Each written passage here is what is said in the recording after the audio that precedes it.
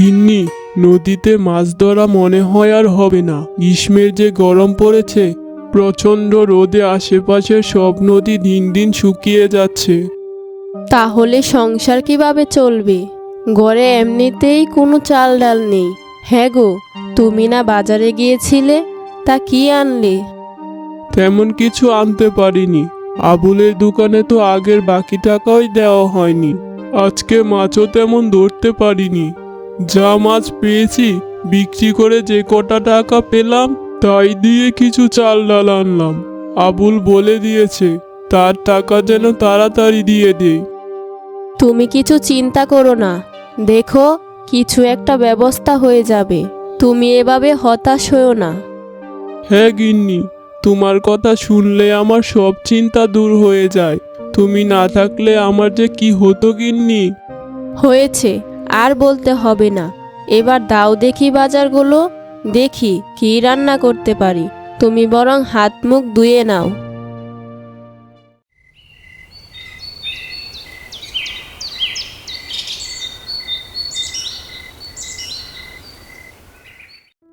গিন্নি, কি রান্না করেছো? তাড়াতাড়ি দাও দেখি।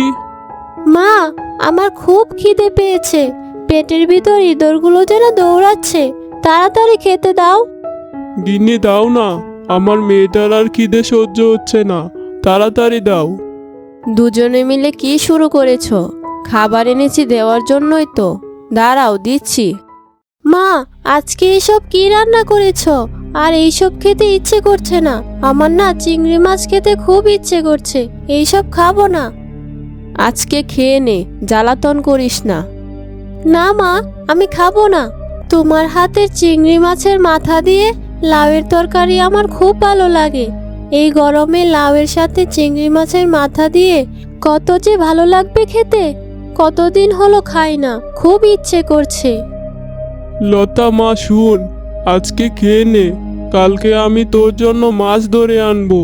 এখন লক্ষ্মী মা, খেয়ে নে। কালকে সত্যি এনে দেবে তো বাবা? তাহলে আমি খাচ্ছি। দাও মা। এই নে। তুমিও আমাদের সাথে খেয়ে নাও। হ্যাঁ, খাবো। তোমরা আগে খেয়ে নাও, আমি পরে খাবো। না গিন্নি, তুমিও আমাদের সাথে খেয়ে নাও। বললাম তো পরে খাবো। খেতে বসে এত কথা বলতে নেই। খাও তো। কি রে মা, তোকে আর একটু ভাত দেই? না মা, আমি আর খাবো না।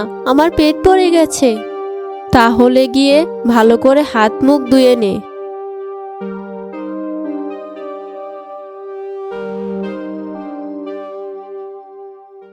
মেয়েটার তো খাওয়া শেষ হয়ে গেছে, এখন খেয়ে নাও দেখি।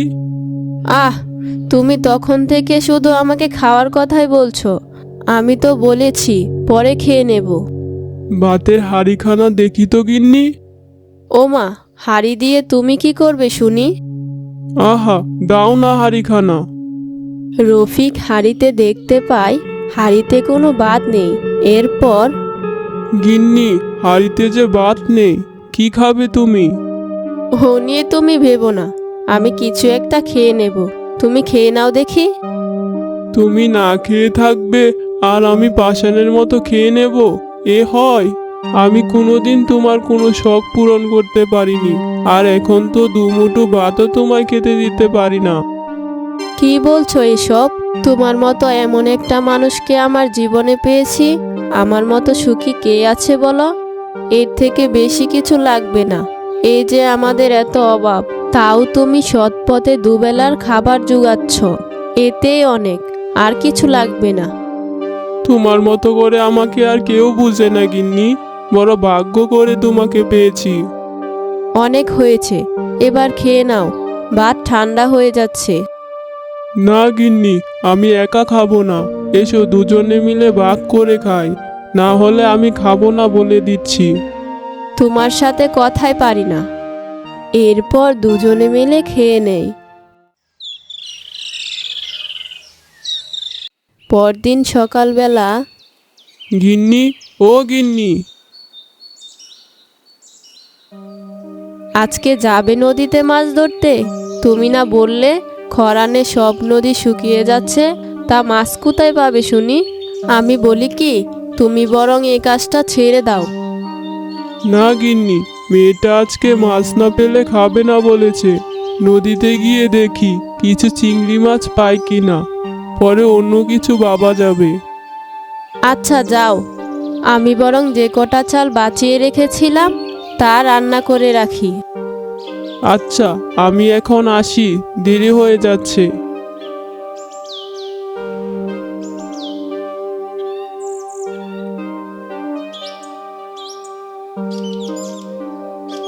রফিক মাছ ধরতে রওনা দিলে রাস্তায় প্রতিবেশী করিমের সাথে দেখা হয়। এরপর করিম যে, এই রোদ্দুরে কোথায় যাচ্ছ? এখন নদীতে মাছ পাবে বলে তো মনে হচ্ছে না। মাছ ধরতেই যাচ্ছি। মেয়েটা বায়না ধরেছে চিংড়ি মাছের মাথা দিয়ে লাউয়ের তরকারি খাবে। তাই গিয়ে দেখি কোথাও কোনো জাল ফেলে মাছ পায় কিনা। হা হা হা হা, কি বলো, মাছ পাও কিনা সেটা দেখো, আবার চিংড়ি মাছ? গরিবের টাকা না থাকলেও শখ দেখলে বাঁচি না। এমন করে বলছো কেন করিম ভাই? গরিব বলে কি কোনো শখ পূরণ করতে নেই? এজন্যই তো তোমায় বলেছিলাম আমার মাছের আড়তে কাজ করতে, তাহলে দুটো পয়সা পেতে। এখন তো ভালো করে খেতেও পারো না। না করিম ভাই, ওইসব 2 নম্বরই কাজ আমাকে দিয়ে হবে না। আমি এভাবেই অনেক ভালো আছি। সৎ পথে দুবেলা কোনো রকম খেতে পারছি, এতেই অনেক। কি বলছো? মুখ সামলে কথা বলো। 2 নম্বরই কাজ মানে? তুমি যে মাছে ফরমালিন মিশিয়ে বিক্রি করো, সেই খবর কিন্তু আমার কাছে আছে। আর যাই হোক, টাকা না থাকলেও অসৎ পথে চলতে পারবো না। বেশি বেশি বলছো রফিক। বেশ, যাও, দেখি আজ ভাগ্যে কি আছে তোমার।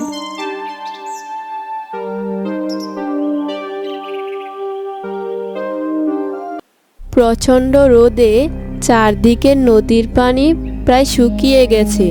রফিক বারবার জাল ফেললেও কিছুই পাচ্ছে না। হায় আল্লাহ, লতামাকে কথা দিয়েছি, এখন কি করি? রফিক ঠিক তখন নদীর পাড়ে একটা অদ্ভুত আলো দেখতে পায়। আলোটা ধীরে ধীরে একটা শুকিয়ে যাওয়া খালের দিকে এগিয়ে যায়। ওটা আবার কিসের আলো?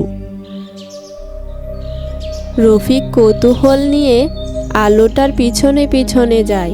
সে দেখতে পায় খালের এক কোণে সামান্য পানি জমে আছে। এখানে তো আগে কখনো মাছ ধরিনি। এই ছোট্ট খালে কি মাছ পাবো? আমি বরং জাল ফেলে দেখি। জাল তুলতেই অবাক হয়ে যায় সে। বড় বড় অনেকগুলো চিংড়ি মাছ ধরা পড়েছে তার জালে। এ তো বিশ্বাসই হচ্ছে না। মনে হচ্ছে উপরওয়ালা আমার দিকে তাকিয়েছে। যাই, তাড়াতাড়ি মাছগুলো নিয়ে বাড়িতে যাই। মেয়েটা নিশ্চয়ই অপেক্ষা করছে।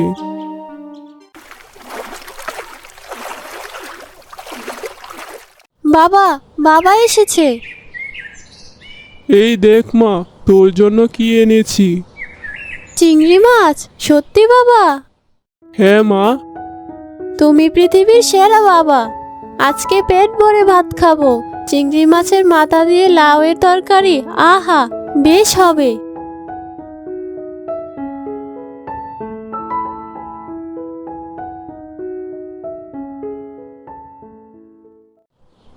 কেউ আছে? কেউ আছে বাড়িতে? এই সময় কে এলো? করিমের বউ বাইরে আসতেই দেখে একজন বৃদ্ধ মানুষ দাঁড়িয়ে আছেন। মা, একটু খাবার হবে? সারাদিন কিছু খাইনি, অনেক ক্ষুধা লেগেছে। আসুন মা, বসুন। তবে আমাদের ঘরে বেশি কিছু নেই। চিংড়ি মাছের মাথা দিয়ে লাউয়ের তরকারি করেছি, চলবে তো মা? হ্যাঁ মা, বেশ চলবে। তাহলে আপনি বসুন, আমি খাবার দিচ্ছি।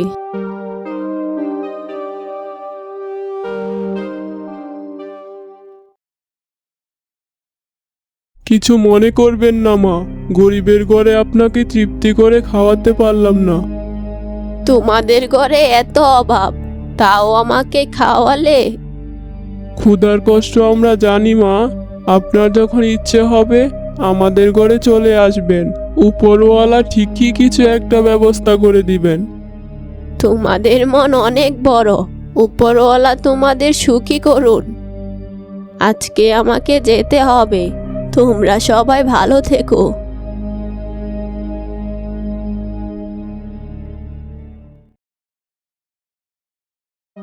পরদিন সকালে রফিক ঘুম থেকে উঠে দেখে উঠোনের মাঝখানে একটা ছোট্ট চারাগাছ জন্মেছে। আরে, কালো তো এখানে কিছুই ছিল না। সত্যি তো, এখানে তো কোনো চারাগাছ ছিল না, তাহলে এটা কোথা থেকে এলো? আস্তে আস্তে দিন যেতে থাকে, কিন্তু আশ্চর্যের বিষয়, গাছটা খুব দ্রুত বড় হতে থাকে।